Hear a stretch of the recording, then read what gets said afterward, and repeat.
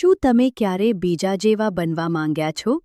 આ નાની બિલાડીની સ્ટોરી તમને સ્મિત પણ આપશે અને શીખ પણ આપશે. એક નાની ક્યૂટ બિલાડી હતી, મિમી. એક દિવસ જંગલમાં તેણે સિંહને જોરથી ગરજતા જોયો. મિમી બોલી, "વાહ, મને પણ આવું ગરજવું છે." મિમી ઊભી રહી, ઊંડો શ્વાસ લીધો. "ર્ર." પણ બહાર આવ્યું, "મ્યાઉ."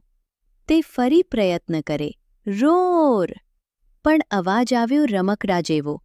બાકીના પ્રાણીઓ હસવા લાગ્યા. મિમી અરીસાની સામે પ્રેક્ટિસ કરે. ડરાવનું ચહેરું, મોટી આંખો, મોટું મોઢું.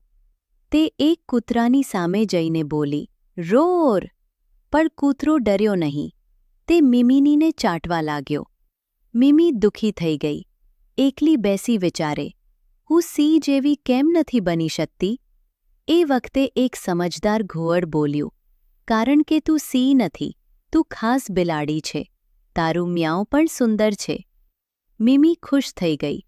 તે મીઠું મ્યાઉ કરે છે અને બધા પ્રાણીઓ કહે, "વાહ, કેટલું મીઠું." પોતાની જાત બનવું સૌથી સારી વાત છે.